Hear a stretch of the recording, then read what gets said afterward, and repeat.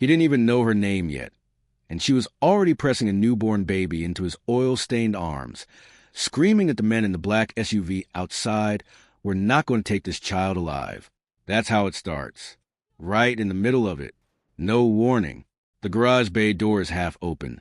Rain is not falling, but the night air is thick and electric, and Daniel Ray is 36 years old, single father, mechanic, a man who has spent the last 4 years of his life trying to disappear quietly into a small town and raise his son in peace, is standing there frozen with a baby in his arms while a woman he has never met locks the garage door behind her with shaking hands and says 5 words that are going to destroy his entire careful, quiet, safe, little life. She says, "This baby is yours. Before we go anywhere else, I need you to do something for me."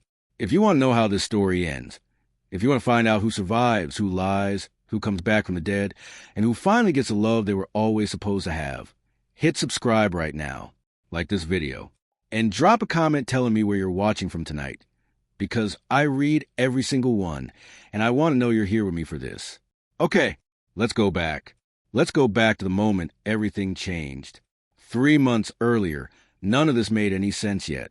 3 months earlier, Daniel Reyes was just a man fixing a transmission in a small town called Cedar Hollow, a town so small that everybody knew your business before you did.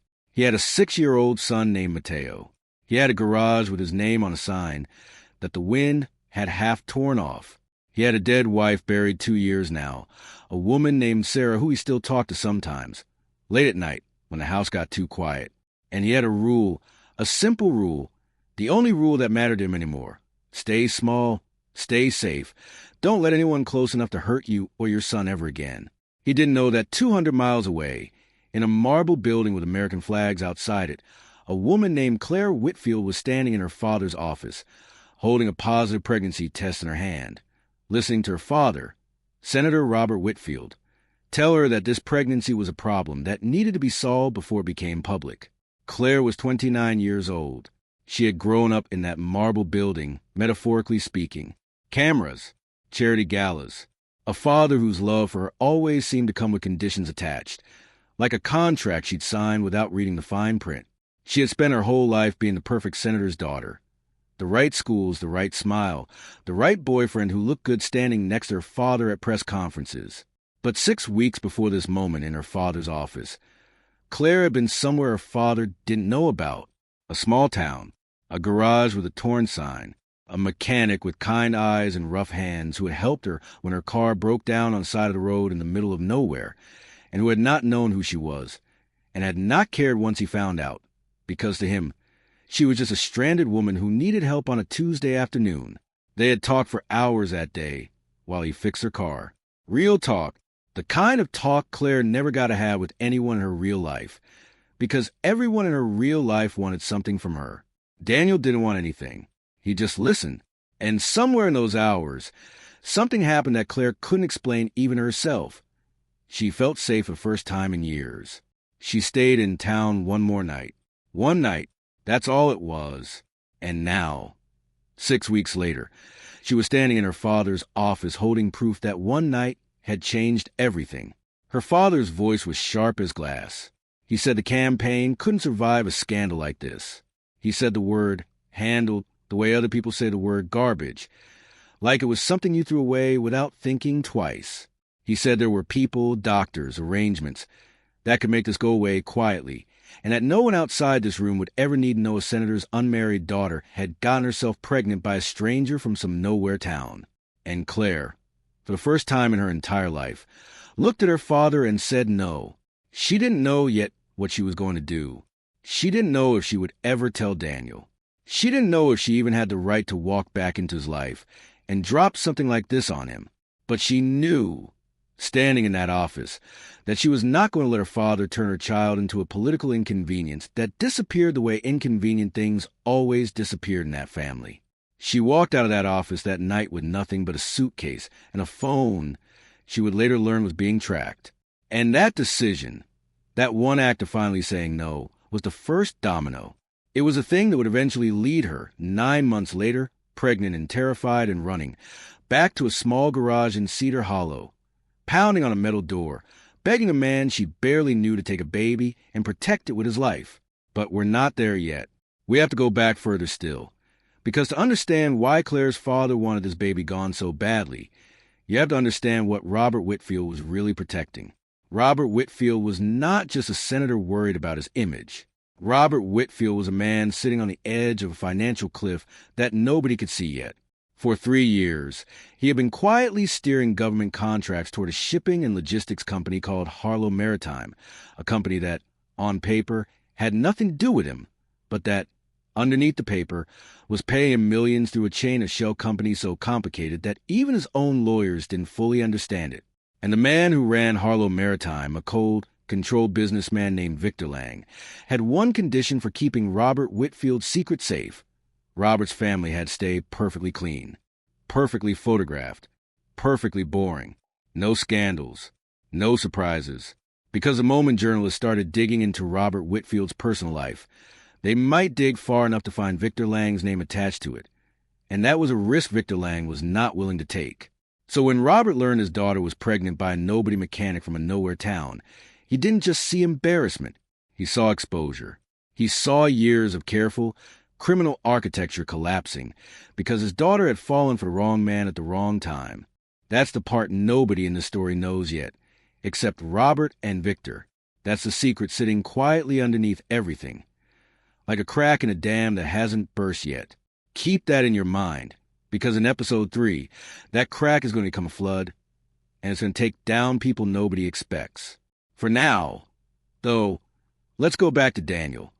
Because while all of this was happening 200 miles away, Daniel Reyes had no idea his life was already a character in someone else's war. Daniel's days were simple. He woke up at 5:30, made breakfast for Mateo, dropped him at school, opened the garage, fixed cars until 6, picked Mateo up from his neighbor's house, made dinner, read him a story, and sat on the porch afterward, looking at the stars, missing his wife in a quiet, worn-down way that didn't hurt as sharp as it used to, but never fully stop either. His best friend, a big, loud, good-hearted man named Pastor Ray, who ran the only diner in town, used to tell him he was hiding. Not hiding from danger, hiding from living. Pastor Ray would say, "Daniel, you fixed every car in this town twice over. When are you going to let somebody fix you?" And Daniel would just laugh it off, because the truth was too heavy to say out loud, that after Sarah died, he had decided loving someone that much again was a risk he couldn't survive twice. So when a sleek black car broke down right outside his garage on a Tuesday afternoon, and a woman stepped out of it wearing clothes too expensive for this town, hair windblown, looking lost in a way that had nothing to do with directions, Daniel almost told her the shop was closing early. Almost. But there was something in her eyes. Not the polished, camera-ready calm he would later learn she practiced like a second language. Something underneath that. Something tired and real and human. So instead of turning her away, he wiped his hands on a rag, walked over, and said, "Pop the hood. Let's see what we're dealing with." That was it. That was the whole beginning. No fireworks. No music swelling. Just a broken-down car, and a tired stranger and a mechanic who couldn't walk away from someone who looked like she was barely holding herself together. It took him 2 hours to fix her car. It took her 2 hours to fall for him, though she wouldn't admit that to herself until much later. They sat on a bench outside the garage while he worked, and she talked. Not about politics. Not about her father. She talked about how she used to want to be a teacher before her father decided politics needed her face in the family photos. She talked about a dog she had as a kid that her father gave away because it shed on the furniture during photo shoots. Small things. Human things. The kind of things you only tell someone when you stop performing for them. And Daniel talked, too, about Sarah, about Mateo, about how grief doesn't really leave. It just learns to sit quietly in the corner of a room instead of screaming in the middle of it. By the time the car was fixed, the sun was going down, and neither of them wanted her to drive away. She stayed one more night in town, at the only motel Cedar Hollow had. And what happened between them that night, I'm not going to describe in detail, because that's not what the story is about. And frankly, some things are more powerful left in the shadows of imagination than spelled out in the light. What matters is this. For one night, Two people who had both been carrying too much weight for too long set it down together and felt something neither of them had felt in years. In the morning, she was gone before he woke up. No note, no number, just an empty space on a motel bed and a hollow feeling in his chest that he didn't understand, because he didn't even know her real name. She had told him her name was Claire. She hadn't told him her last name was Whitfield. He searched for her in his own quiet way over the next few weeks. Asked around town, wondered if she'd come back through. But Cedar Hollow was small and the world was big, and eventually he told himself it was just one strange, beautiful night that wasn't supposed to lead anywhere. He went back to his rule. Stay small, stay safe. He had no idea that 200 miles away, Claire Whitfield was standing in a bathroom holding a pregnancy test, hands shaking, staring at two pink lines that were about to blow up both of their lives. Now here's where I need you to lean in, because this is where the slow burn starts turning into something else. After Claire walked out her father's office that night, she didn't run to Daniel right away. I know some of you are yelling at your screen right now, wondering why she didn't just go straight to him. But put yourself in her shoes for 1 second. She had one night with this man. One night, months ago. She didn't know if he'd believe her.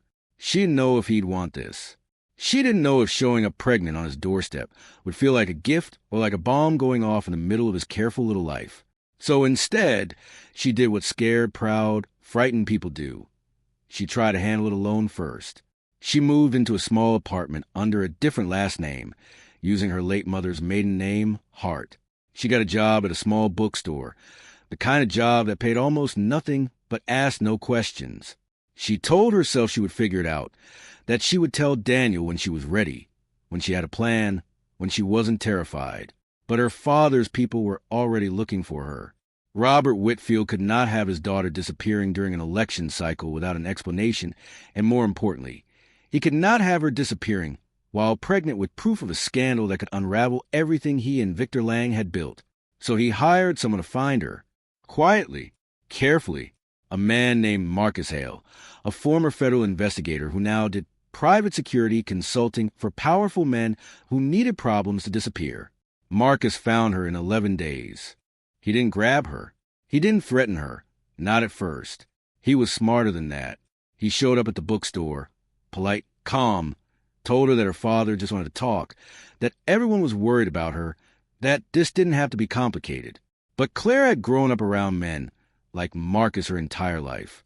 She knew the difference between a man who was worried about her and a man who was being paid to bring her back. She ran that same night. She didn't have much. A bag, cash she'd been saving, and a memory of a small town with a garage and a mechanic who once made her feel safe for one single night of her entire adult life. She drove for 6 hours straight, 8 months pregnant, terrified, watching every car behind her like it might be Marcus Hale's. And when she finally pulled into Cedar Hollow, into the gravel lot outside Daniel's garage, the sun had already gone down, and a black SUV was turning onto Main Street 2 blocks behind her. That's the moment we started with. That's the scene. Now you know what led to it. Now you understand why a woman who Daniel hadn't seen in 9 months was suddenly slamming his garage door shut, breathing hard, pressing a newborn baby that wasn't newborn at all, but 8 months along inside her. No, wait, let me correct myself, because I want to be precise with you, because precision is what separates a real story from a sloppy one. She was not holding the baby yet in that opening scene. She was holding her stomach, 8 months pregnant, terrified, locking the door, and Daniel was the one frozen, not holding a baby, but staring at a woman he thought he'd never see again, watching her press her hands against her swollen belly and say those 5 words that changed his life forever. This baby is yours. I wanted to slow down and get that exactly right for you, because the rest of the story depends on you understanding that moment perfectly. Daniel didn't even have time to process the sentence before headlights swept across the garage windows outside, and Claire's whole body went rigid with fear. He didn't ask a single question. He didn't demand proof. He didn't yell, didn't accuse her of lying, didn't do any of the things a lesser man might do in that moment. He looked at her face, at the genuine terror in it, the kind of fear you cannot fake, and something in him simply decided to act first and understand later. He grabbed her hand, pulled her through the back door of the garage, into the small apartment he kept above her for late nights working on cars, and locked that door too. Outside, he heard car doors slam, voices, footsteps on gravel. Claire was crying now, silently, the kind of crying that comes from a person who's been strong for too long and finally has somewhere safe enough to fall apart. She told him everything in maybe 90 seconds, in broken, rushed whispers, her real name, her father, the men outside, the baby, the fact that she had been running for almost 2 days straight. Daniel listened to all of it with his jaw tight and his hands steady, and when she finished, he said the only thing that mattered in that moment. He said, "Whoever's out there is going to have to come through me first." Downstairs, someone tried the garage's front door. Found it locked. Daniel had wired a motion light to flood the lot outside, and through the small window, they could see a man's shadow moving across the gravel, methodical, unhurried, the walk of someone used to finding people who didn't want to be found. It was Marcus Hale. He didn't break in. Not yet. He simply stood outside, looked up at the dark windows of the apartment above the garage, and said, loud enough for them to hear through the glass, "Claire, I know you're in there. Nobody wants to hurt you. Your father just wants to talk." Claire's hands were shaking, so hard Daniel had to hold them still. She whispered that Marcus never came alone, that if he was here, there were at least 2 others somewhere outside, watching the back, watching the road, making sure there was no way out. This is where I need you to understand something important about Daniel Reyes, something that's going to matter more and more as this story goes on. Daniel was not just a mechanic. Before Cedar Hollow, before Sarah, before Mateo, Daniel had spent 6 years in the Army, 2 of them in active combat zones. He had buried that part of himself the same way he buried his grief. Quietly, deep down, never spoken about, a closed door in a house he didn't like walking past. But closed doors don't disappear. They just wait. He looked at Claire and asked her one question. Is there a back exit to the workshop that doesn't face the road? There was. While Marcus Hale stood outside calmly, trying to talk a frightened pregnant woman into opening a door, Daniel was already moving through his own garage in the dark, silent, calculating, pulling Claire along a path he had walked 10,000 times in daylight and could now walk blind. They slipped out through back, through a gap in the fence that led to the tree line behind his property, and disappeared into the dark just as Marcus finally decided patience wasn't working and broke the garage's side window. By the time Marcus and his men searched the apartment above the garage, Daniel and Claire were already a quarter-mile away, moving through the trees toward the one place Daniel knew better than anyone else in town, his own house, where a 6-year-old son Mateo was sleeping at his neighbor's, completely unaware that his father's whole world had just cracked open. Now here's your first real gut punch of the night, and I want you to really sit with this one. As they moved through the dark, Claire stopped suddenly, doubled over, gasping, one hand grabbing Daniel's arm so hard her nails dug into his skin. She looked up at him with wide, terrified eyes and said words no man in his situation ever wants to hear in the middle of the woods at night while being hunted by armed men. The baby's coming. Let that sit with you for 1 second, because we're going to leave it right there. If this story has already got its claws in you, and I think it has, do me a favor before we keep going. Subscribe so you don't miss what happens next. Drop a like. And in the comments, tell me this. If you were Daniel right now in the woods, hunted with a woman in labor in your arms, what would you do first? I want to read your answers. Now, let's go back, because we're not stopping here. Daniel did not panic. I need you to understand that about him, because panic is what gets people killed. And panic was a luxury he had given up the day he held his dying friend's hand in a desert 8,000 miles from home. He lowered Claire gently onto a fallen log, pulled off his jacket, laid it beneath her, and in the calmest voice he could manage said, "Okay? Okay, we're okay. How far apart are the contractions?" Claire, between gritted teeth, managed to say, 2 minutes, maybe less.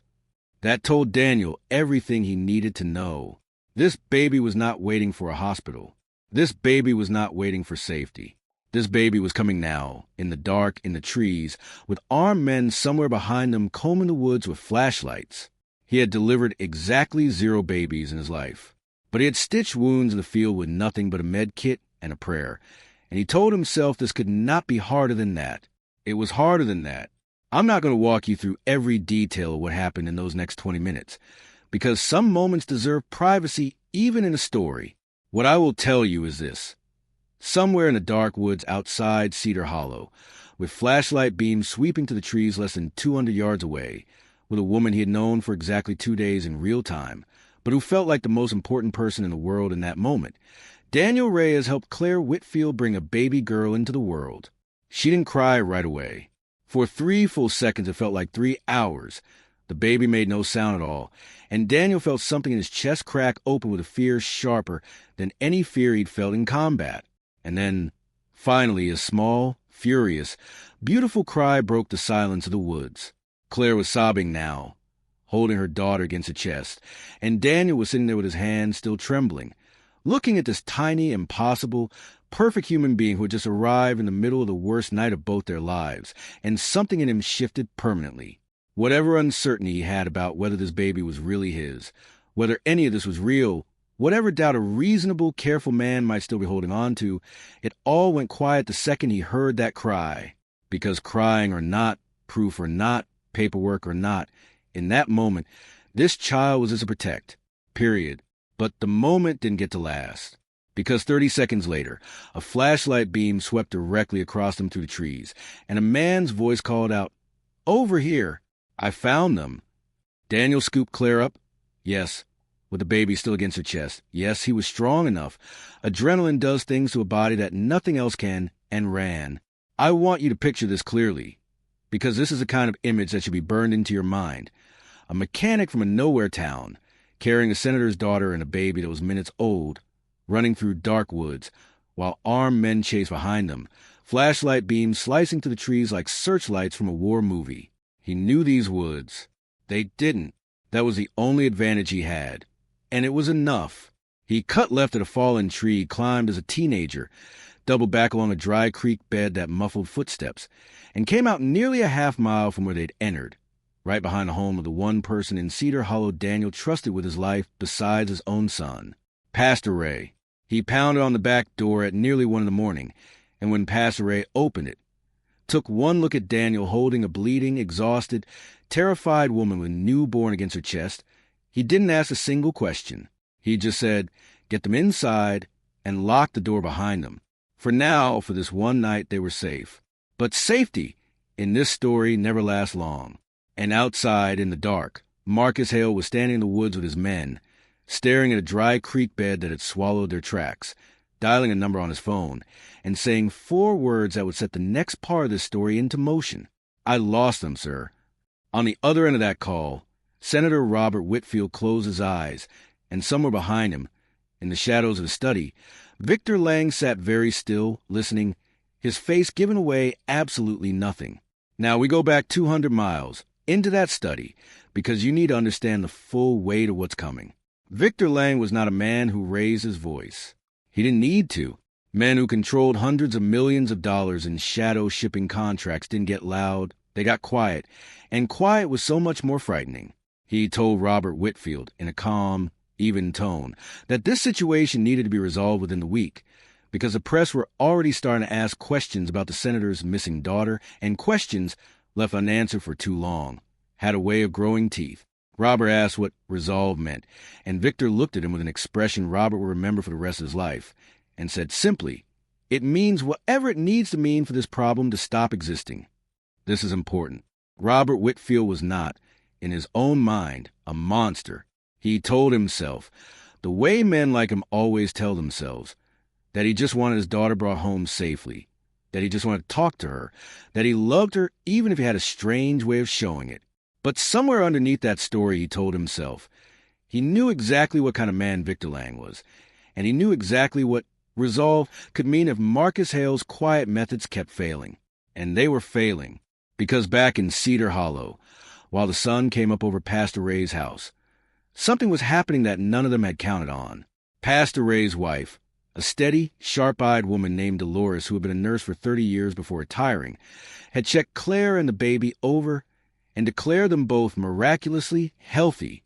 No infection, no complications, just 2 exhausted, traumatized people who needed rest and food and quiet. But it was Dolores who noticed something else. A USB drive sewn into the lining of Claire's jacket, something Claire herself had almost forgotten was there in the chaos of the last 2 days. Claire told them what it was before she ran from her apartment. In a moment of cold, clear thinking that surprised even her, she had taken a small flash drive containing financial documents she had found on her father's home computer months earlier. Documents she hadn't fully understood at the time. Documents about shell companies and shipping contracts, and wire transfers that didn't make sense for a senator's modest official salary. She hadn't taken them to expose her father. She had taken them, she admitted, almost as insurance, in case she ever needed leverage to protect herself from him. She just never imagined she'd need it to protect her daughter. Daniel looked at that small drive sitting on Pastor Ray's kitchen table and understood, for the first time, that this was never just about a scandal. A senator doesn't send armed men into the woods at midnight over embarrassment. A senator does that when something is buried deep enough to be worth killing for. This is the moment the story stops being about a hidden child and starts being about something much bigger: corruption, money, and a powerful man willing to risk everything, including his own daughter, to protect it. And right here, I want to give you something to chew on before we keep moving, because this is the kind of twist that's going to make you say out loud, "Wait, what?" Pastor Ray, a man Daniel trusted completely, a man who had been Daniel's closest friend since the day Daniel moved to Cedar Hollow 4 years ago. Pastor Ray had a brother named Tom Ray, who Daniel had never met, who lived 2 states away and worked, as it happened, as a mid-level logistics coordinator for a shipping company called Harlem Maritime. Pastor Ray didn't know, not yet, what his brother's company had to do with any of this. He had no idea the documents sitting on his kitchen table connected directly to the same company his own brother worked for. But somewhere in the back of his mind, a small, uneasy feeling was starting to form, the kind of feeling you get right before you realize the danger in the story isn't only outside the house. Sometimes it's already sitting at your own kitchen table, wearing a familiar face, and you just don't know it yet. That's where we're going to leave this part of the story for now. Not because I want to torture you. Okay, maybe a little, but because this is exactly the kind of moment that deserves to breathe before we move forward. If you're still here, if your chest is a little tight right now, if you're already worried about what Pastor Ray's brother knows, drop that in the comments. Tell me who you think is the real danger in this story so far. And if you haven't subscribed yet, now is the time, because what happens over the next few hours of this story is going to break your heart and put it back together about a dozen times. Let's keep going. 3 days passed in that quiet house behind Pastor Ray's church, and in those 3 days, something happened between Daniel and Claire that neither of them expected and neither of them were prepared for, because grief and fear and exhaustion have a strange way of either pulling people apart or pulling them violently, undeniably together. Daniel had not planned on falling for anyone again. He had built a life specifically designed to prevent that from happening. But watching Claire hold their daughter at 3 a.m, humming some half-remembered lullaby, exhausted and scared and trying so hard to be strong for a baby who didn't even have a name yet, something in him that had been closed for 2 years quietly, slowly, began to open. They named the baby together on the second night. Claire wanted something simple, something that didn't sound like the names she grew up around, the Sophias and Charlottes and Beatrices that filled galas and society pages. Daniel suggested a name that had meant something to his late wife, Grace. Claire cried when he said it, not because it made her sad, but because it felt like the first piece of this entire mess that felt right, felt clean, felt like something built on love instead of fear. Grace Reyes. That's the name they gave her, even though legally, on paper, in the eyes of the government and the senator and the entire outside world, that name didn't officially exist yet. Mateo, Daniel's son, met his baby half-sister on the 3rd day, brought carefully to Pastor Ray's house by a trusted neighbor. He was 6 years old, and 6-year-olds have a way of seeing the truth of a situation faster than any adult, because they're not busy filtering it through fear or shame or politics. He looked at Grace, looked at his dad, looked at Claire, and asked the one question that cut straight through every complicated adult problem in the room. Is she going to stay with us now? Nobody had an answer for that. Not yet, because 3 states away, Marcus Hale had not given up. He was not a man who gave up. He had simply changed his strategy, because brute force had failed once already, and Marcus Hale did not like repeating failures. Instead of chasing Claire through woods at midnight, he started doing something far more dangerous. He started quietly investigating Cedar Hollow itself, pulling property records, asking questions at the county courthouse under a fake name, slowly mapping out exactly who Daniel Reyes was, who his friends were, and where every single person who mattered to him lived. And in doing that, Marcus Hale found something that even he didn't expect: a connection between Pastor Ray and a shipping company called Harlow Maritime, the very same company tied to those documents on the flash drive Claire was carrying. Marcus didn't know the full picture yet either, but he was a man who recognized a thread worth pulling when he saw one. He made a phone call to Victor Lang directly, bypassing Robert Whitfield entirely, and told him something that changed the entire shape of this story. "Sir, I think there might be a problem bigger than the senator's daughter." Victor Lang asked what he meant. Marcus said, "The mechanic she's hiding with, his closest friend in town, has a brother working inside Harlow Maritime's logistics division. I don't think that's a coincidence. I think someone on the inside has been talking." Sit with that for 1 second. Because if that's true, if someone inside Victor Lang's own company has been leaking information, then this isn't just about Claire running from her father anymore. This is about a much bigger conspiracy starting to unravel from multiple directions at once. And Daniel Reyes, a quiet mechanic who just wanted to fix cars and raise his son in peace, has accidentally become the center of it. Victor Lang did not like loose threads. And men like Victor Lang have a very specific, very cold way of dealing with loose threads. He told Marcus to find out everything about Tom Ray, Pastor Ray's brother, immediately. Meanwhile, back in Cedar Hollow, oblivious to the storm gathering around them, Daniel made a decision that would change everything. He decided they couldn't keep hiding in Pastor Ray's house forever. Hiding was a short-term solution to a long-term problem, and the longer they stayed still, the easier it would be for Marcus Hale to eventually find them again. He needed a plan, a real one. So he did something that terrified him more than any of the danger outside. He asked Claire to trust him completely, and together, they decided to go on offense instead of defense. Claire knew a journalist, not a tabloid writer, not someone who chased scandal for clicks, but a serious investigative reporter named Diane Foster, who had spent years trying to expose corruption in government contracting and had once, years earlier, written a story about Robert Whitfield's voting record that had made the senator furious enough to threaten a lawsuit that never materialized because, as it turned out, Diane Foster's facts were airtight. Claire reached out to her through an old, untraceable email account, using a code phrase they had agreed on years earlier during a different, smaller scandal Claire had once helped quietly expose about a corrupt school board member. The phrase was simple: "The roses bloomed early this year." It meant, "I have something real, and I need to talk to you safely." Diane Foster responded within an hour. This is where the story shifts gears, and I want you to feel that shift, because up until now, this has been a story about running and hiding. Starting now, it becomes a story about fighting back. Daniel, Claire, baby Grace, and Mateo left Pastor Ray's house under cover of darkness 4 days after Grace was born, driven in the back of a delivery van by one of Pastor Ray's church members, a path chosen specifically because it avoided every traffic camera Marcus Hale's people might be watching. They drove for 9 hours to a small, anonymous motel outside a city large enough to disappear in, where Diane Foster was waiting for them in person. Diane was 61 years old, sharp-eyed, no-nonsense, the kind of woman who had spent 30 years being underestimated by powerful men right before she destroyed their careers with facts they couldn't argue with.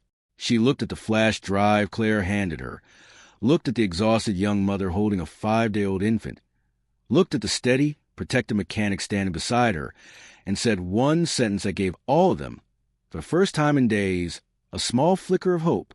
"Give me 48 hours, and I'll tell you exactly what we're dealing with." It took her 31.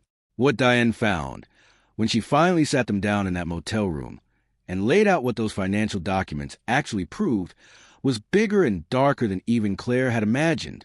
Robert Whitfield had been funneling government shipping and infrastructure contracts to Harlow Maritime for over 3 years, contracts worth nearly $200 million, in exchange for payments routed through at least 6 shell companies, eventually landing in offshore accounts under names that weren't quite Robert Whitfield's name, but were close enough, with enough paper trail, to prove it was him if anyone ever connected the dots properly. And Victor Lang, the man behind Harlow Maritime, wasn't just a businessman bending rules for profit.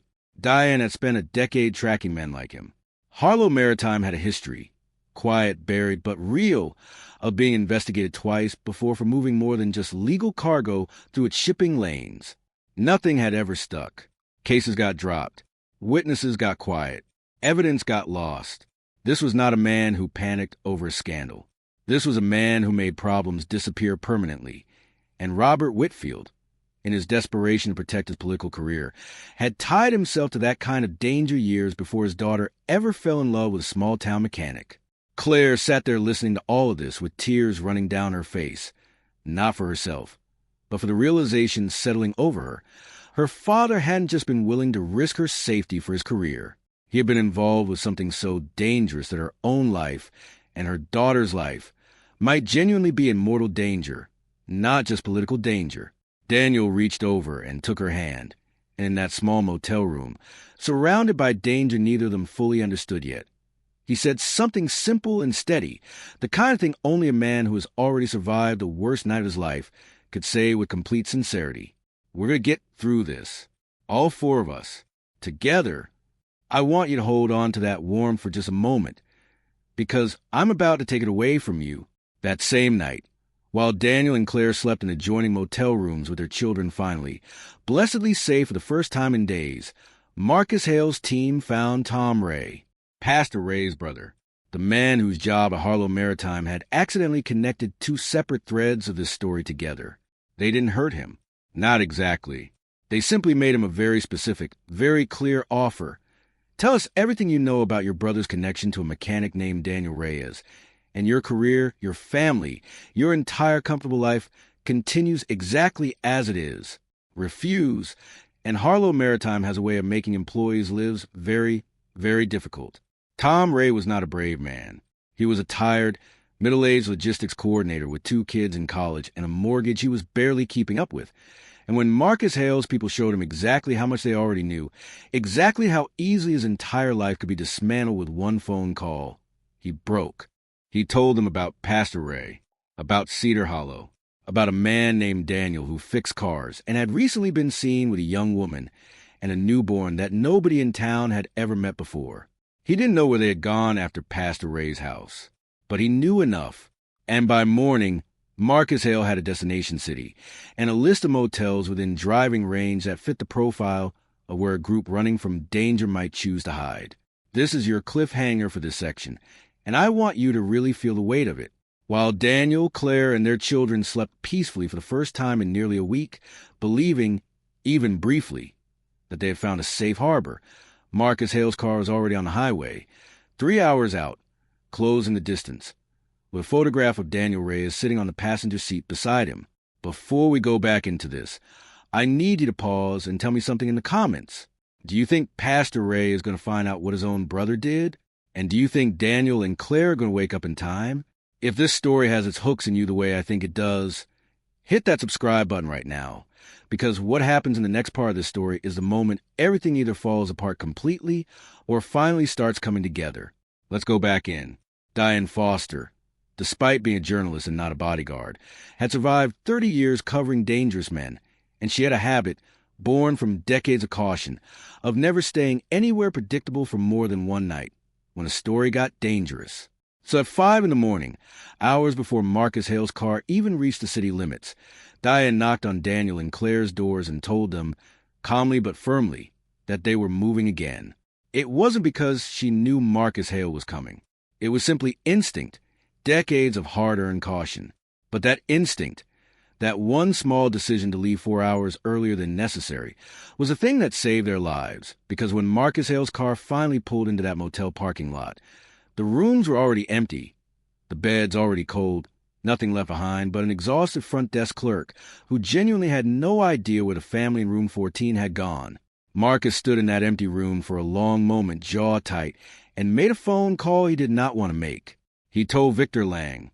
They had slipped away again. This time, Victor Lang's voice was different, quieter, colder.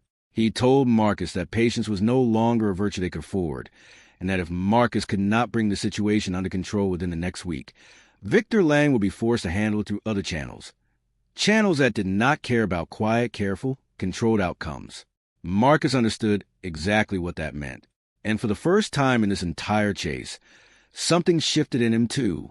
Marcus Hale was a man who did dirty work for powerful people, but even he had limits, lines he had never crossed, things he had told himself over years of compromised choices that he would never become a part of, hurting a young mother and a newborn baby to protect a senator's bank accounts.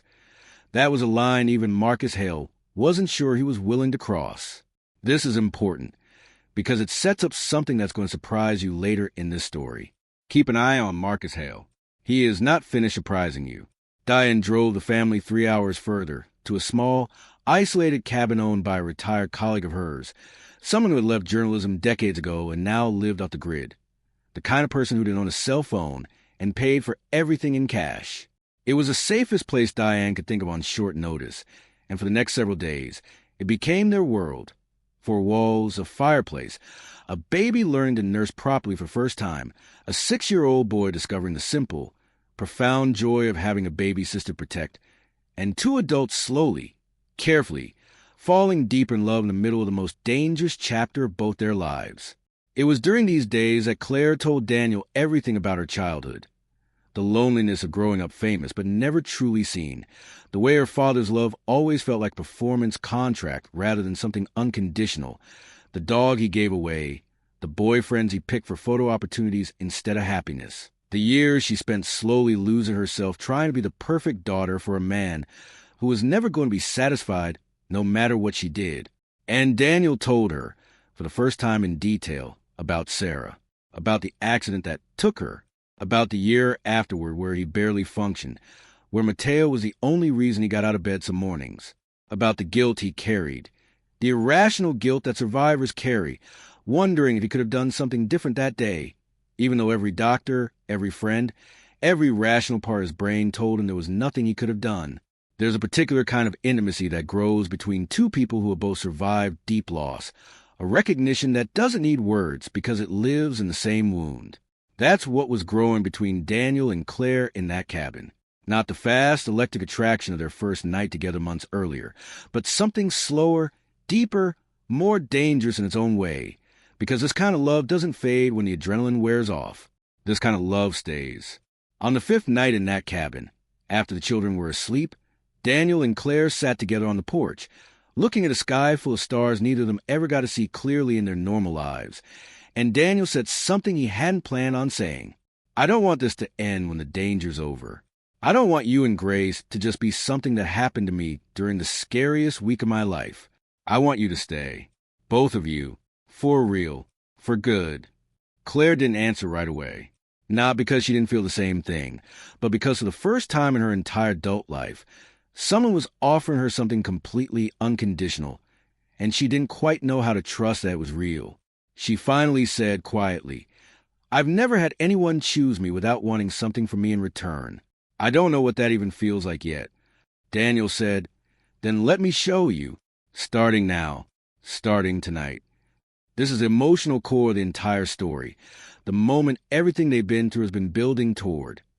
Not the danger, not the chase, not the political conspiracy, but 2 broken people finally finding something real enough to risk everything for. If you're feeling that warmth in your chest right now, that's exactly where I want you, because I'm about to take you somewhere darker again. 3 days after that conversation on the porch, Diane Foster received a phone call from a source inside the Department of Justice, someone she had cultivated a relationship with over 15 years of careful, ethical journalism. The source told her something that changed the entire trajectory of this story. The DOJ had already been quietly investigating Harlow Maritime for almost a year, completely separate from anything Claire or Diane had uncovered. They had been building a case slowly, carefully, try to find someone on the inside willing to testify, someone with documentation that could survive a defense attorney's scrutiny in federal court. Claire's flash drive, combined with Diane's research, was exactly what they needed to move from a slow-building investigation into active prosecution. But there was a catch, and it was a serious one. For the evidence to hold up, Claire would need to testify publicly, which meant coming out of hiding completely, put herself directly in the spotlight, directly in danger at the exact moment Victor Lang, and her own father had the most to lose and the least to gain by letting her live to do it. Daniel's first reaction, understandably, was fear. Real fear. The kind that comes from loving someone enough to want to keep them safe, even if it means keeping them hidden forever. He told Claire she didn't owe anyone this. She had a daughter now. She had Mateo, who loved her like a mother already. Faster than any of them expected. She had him. She didn't need to be a hero. She just needed to stay alive. But Claire, for the first time since they'd met, pushed back against him, gently but firmly. She told him that if she ran forever, if she had forever, her daughter would grow up the same way she did. Taught that the right move, when faced with corruption and fear, is always to disappear quietly and let powerful men win. She told him she refused to raise Grace that way. She told him she had spent 29 years being quiet to keep the peace in her family. And look where that peace had actually been built. On stolen contracts and threats, and a father who would rather see his own grandchild disappear than risk his career. She said, "I'm done being quiet, Daniel. I'm done running. I want to testify." And Daniel, who had spent 2 years of his life building a fortress around his heart specifically to avoid ever facing fear and loss like this again, looked at the woman he loved, and instead of trying to talk her out of it, said the bravest thing he had said in this entire story. "Then I'm standing right next to you when you do it. This is your midpoint, and I want you to feel exactly how far we've come. We started with a woman pounding on a garage door in the dark, terrified, alone. We are now standing at the moment she chooses, deliberately, courageously, to stop running and fight back. Not alone this time, but with a man beside her who has decided her fight is his fight too. If you're still here, if you're as invested as I think you are, drop a comment right now telling me one word, just one word. That describes how you're feeling about this story so far. I want to see that comment section flooded. And if you haven't subscribed yet, please do it now, because the second half of this story is where everything we built gets tested, broken, and rebuilt in ways you are not going to expect. Let's keep going. The plan Diane and her DOJ contact put together was careful, methodical, designed to protect Claire as much as legally possible while still giving prosecutors what they needed. Claire would give a sworn deposition first, in a secure federal location, before anything became public. Only after the deposition was locked in, recorded, and legally protected would the DOJ move toward public indictments, at which point Claire's testimony would already exist in a form that couldn't simply be erased by making her disappear. That was a safety net. Get the truth on the record first, then deal with the danger. But plans and stories like this one have a way of running directly into the unexpected. And the unexpected here came from a place none of them saw coming. Pastor Ray called Daniel, voice shaking, 3 days before the scheduled deposition. His brother Tom had finally broken down and told him everything, what Marcus Hale's people had threatened him with, what he had revealed about Daniel and Cedar Hollow, the guilt eating him alive ever since. Pastor Ray wasn't calling to warn Daniel about new danger. He was calling because his brother, racked with guilt, had decided to do something Marcus Hale and Victor Lang never saw coming. Tom Ray had quietly started gathering his own evidence at Harlow Maritime over the past several days. Internal shipping logs and financial routing documents he had access to as a logistics coordinator.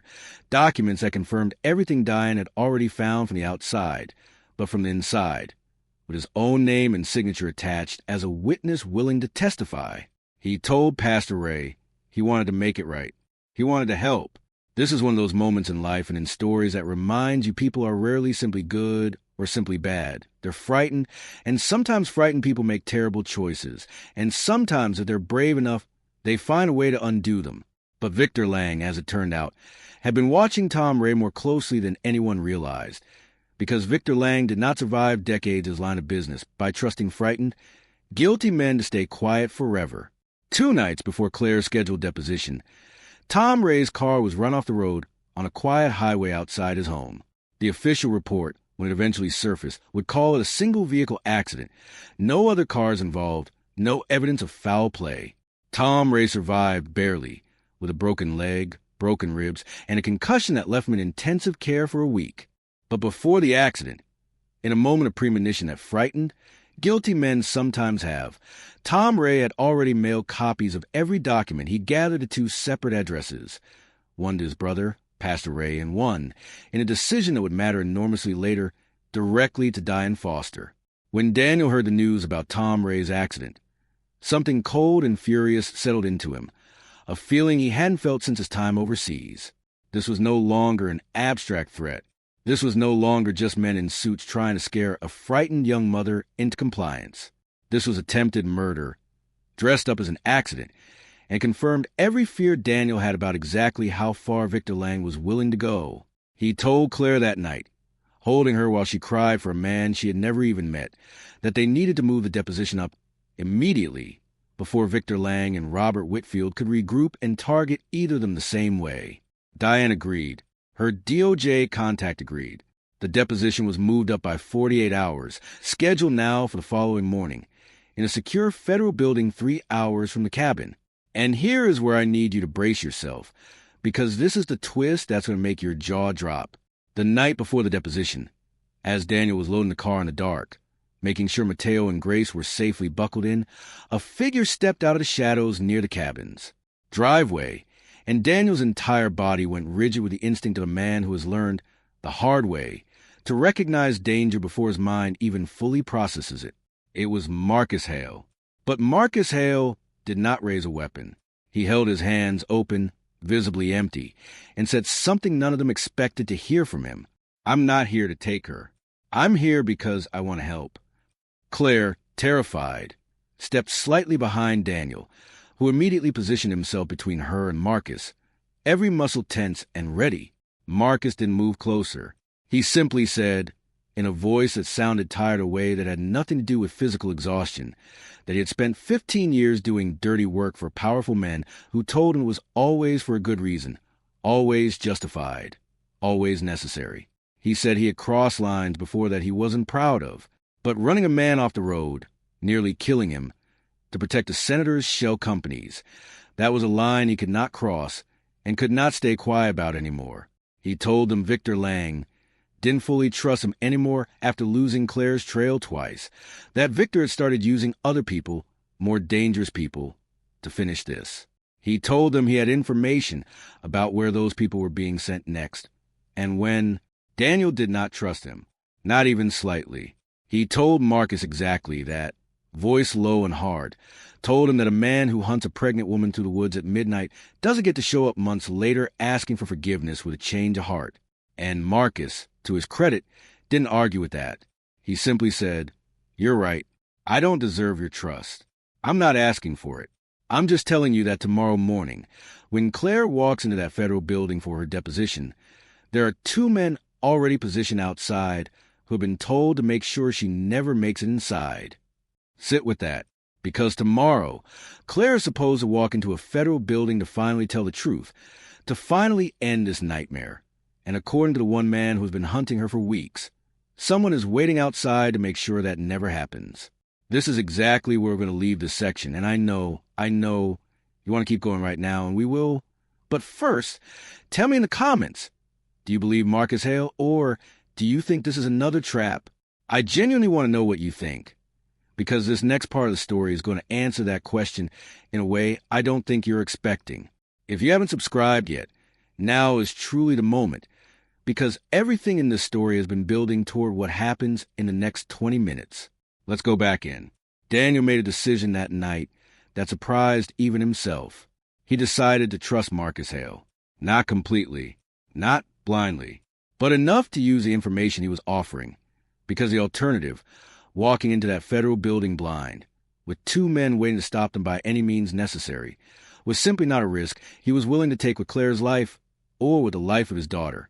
Diane's DOJ contact, when alerted to the threat, moved quickly. Federal security at the deposition location was increased without public announcement. Extra agents positioned discreetly around the perimeter. At 5 in the morning, hours before Claire's scheduled arrival, 2 men matching descriptions Marcus had provided were quietly identified, questioned, and detained before they ever had the chance to act. It wasn't dramatic. It wasn't a shootout or a chase. It was quiet, efficient, the kind of danger that gets neutralized before most people even realize existed. But it was real, and it confirmed, beyond any doubt, that Marcus Hale had told them the truth. Claire walked into that federal building 3 hours later, hand in hand with Daniel, Mateo, and baby Grace waiting safely in a secure room nearby with Diane watching over them, and gave a deposition that lasted nearly 6 hours. She told them everything. The documents, her father's words in his office that first night, the men who chased her through the woods, the conversations she'd overheard as a child that she only now, as an adult, understood the true weight of. By the time she finished, the lead federal prosecutor on the case, a serious, steady woman named Agent Patricia Cole, told Claire something that finally, for the first time in weeks, let her breathe. What you've given us today, combined with Tom Ray's documents and Diane Foster's research, is enough. We're moving forward with indictments. Both Victor Lang and your father. Claire cried in that room, not from fear this time, but from something close to relief, the strange, overwhelming relief of finally putting down a weight she had been carrying her entire life, without even fully realizing how heavy it was. But relief in this story, as you probably learned by now, never lasts uninterrupted for very long. 2 days later, the indictments became public. Major news outlets across the country ran the story within hours. Senator Robert Whitfield, indicted on multiple counts of bribery, fraud, and conspiracy, tied to a shipping company under federal investigation for years of suspected illegal activity. Victor Lang's name appeared in every headline beside his. The story exploded nationally, and with it came something Claire and Daniel hadn't fully prepared for. The media's hunger for every personal detail of how the scandal had unraveled, including, inevitably, the discovery of a hidden granddaughter, a mechanic from a small town, and a love story that tabloids immediately latched onto with a hunger that felt almost predatory. Their quiet, careful life was now a headline. Reporters camped outside Cedar Hollow within 48 hours. Daniel's garage, his home, his son's school, all of it suddenly visible to a world that had never known any of them existed 2 weeks earlier. This should feel like victory. In many ways, it was. Robert Whitfield's career was finished. Victor Lang was facing decades in federal prison. The danger that had chased him through woods and across state lines was, for the most part, neutralized. But victory, in real life, rarely arrives clean. And Daniel, watching news vans line up outside his garage, watching his quiet town transform into a circus of cameras and strangers, felt something he hadn't expected to feel in the middle of what should have been relief. He felt like he was losing the simple life he had built specifically to protect his son, the very thing he had feared losing since the day Sarah died. He said as much to Claire one night, not as an accusation, but as an honest, frightened admission. He told her he didn't know how to be a public figure, didn't know how to raise Mateo and Grace in a world where their family story was now permanently part of the public record, didn't know if the quiet life he'd built for them could survive this kind of exposure. Claire understood that fear better than anyone, because she had spent her entire life inside exactly that kind of exposure, and she knew exactly how much it could cost a person's sense of self if they let it. She told him something that became, in many ways, the emotional resolution of this entire story. I spent 29 years performing a life that was never really mine, because I thought that's what love and family were supposed to look like. Conditional, public, transactional. You showed me something different in one afternoon fixing my car, before you even knew my name. I'm not going to let the world turn what we have into another performance. We get to decide what this family looks like, not the cameras, not the headlines. Us. This is where the story gives you its second emotional payoff. Quieter than the first, but just as powerful. Two people who have survived chaos, danger, and exposure, choosing deliberately, consciously, to protect the simple, ordinary love they found in the middle of it, rather than letting the noise of the world define it for them. But I promise you this story will be the best in this niche, and I don't make that promise lightly, so we're not done yet. There's one more twist coming, and it's the one that's going to make you put your hand over your mouth. 3 weeks after the indictments became public, as the legal process slowly ground forward, Robert Whitfield requested a meeting with Claire through his lawyers. Not an ambush, not a trap, a formal, monitored, legally supervised meeting, his one allowed contact before facing trial. Claire almost said no. Daniel told her the choice was entirely hers, that he would support whatever she decided, but that she didn't owe her father anything, not after everything he had done. She decided to go anyway, not for her father's sake, but for her own, because some conversations need to happen even when, maybe especially when, the other person doesn't deserve them. What Robert Whitfield told her in that meeting was not the apology Claire might have once, years ago, hoped for. It was something stranger, something that recontextualized everything that had happened. He told her that Victor Lang's organization had approached him initially, years before Claire was even pregnant, not with an offer, but with a threat. Evidence of an old, buried financial mistake Robert had made decades early in his career. Something far smaller than what it eventually grew into, but enough at the time for Victor Lang to use as leverage to pull him slowly, deliberately, into a much larger, much darker arrangement. Robert Whitfield had not started as a willing criminal. He had started as a frightened, ambitious man who made one bad decision decades ago and spent the rest of his career being slowly, methodically blackmailed deeper and deeper into something he never had the courage to escape. That doesn't excuse what he did to Claire. It doesn't excuse sending armed men after a pregnant woman, or being willing to let his own grandchild disappear to protect himself. Claire made that very clear to him in that meeting, her voice steady, years of suppressed anger finally given room to breathe. But it did give her something she hadn't expected to find in that room. Understanding, not forgiveness, but understanding of how a man becomes capable of the things her father became capable of, one small compromise at a time, until there was no path back to who he used to be. She left that meeting and told Daniel everything. And together, they made a decision that would define the kind of family they wanted to build going forward. They would not raise Grace and Mateo around bitterness and revenge. They would tell them the truth when they were old enough to understand it completely, honestly, without softening the parts that were ugly. But they would not let that ugliness become the foundation the children's lives were built on. The trial, months later, ended exactly as the evidence suggested it would. Robert Whitfield was convicted on multiple federal charges and sentenced to 12 years in federal prison. Victor Lang, facing significantly more evidence and a less sympathetic public image, received 18 years. Marcus Hale, who had cooperated fully with federal investigators once he made his choice that night outside the cabin, received a reduced sentence in exchange for his testimony, a small mercy for a man who had spent 15 years doing the kind of work that finally, in the end, he found the courage to walk away from. And Daniel and Claire, 6 months after that terrifying night, when Claire first pounded on a garage door in the dark, stood together on the same porch where Daniel had once told her he wanted her to stay, surrounded now by a small, simple group of people who actually loved them. Mateo holding his baby sister carefully in his lap, Pastor Ray and Dolores nearby, Diane Foster, who had become something between a friend and a guardian angel to this entire family, standing off to the side with a proud, knowing smile. Daniel didn't make a big speech. He wasn't that kind of man.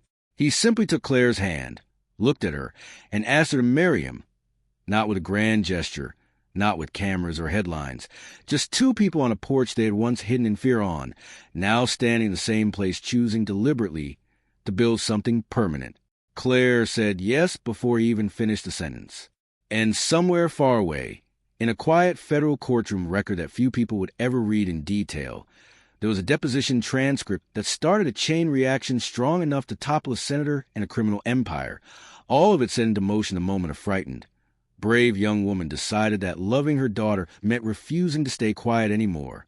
This is the story of how the truth, no matter how powerful the people trying to bury it, has a way of finding daylight. It's the story of how love, the real kind, the kind built on honesty instead of performance, can survive almost anything if two people are brave enough to choose it again and again, especially when choosing it is hard. If this story moved you even half as much as it moved me writing it, do one last thing for me. Subscribe so you don't miss the next story like this one, like this video, so more people who need a story like this tonight can find it. And in the comments, tell me the one moment in this story that hit you hardest, because I read every single one, and I build the next story partly from what moves you the most. Thank you for spending these hours with Daniel, Claire, Mateo, and Grace. Their story may be finished, but if you're still here with me, that means our story together, you and me, one episode at a time, is just getting started.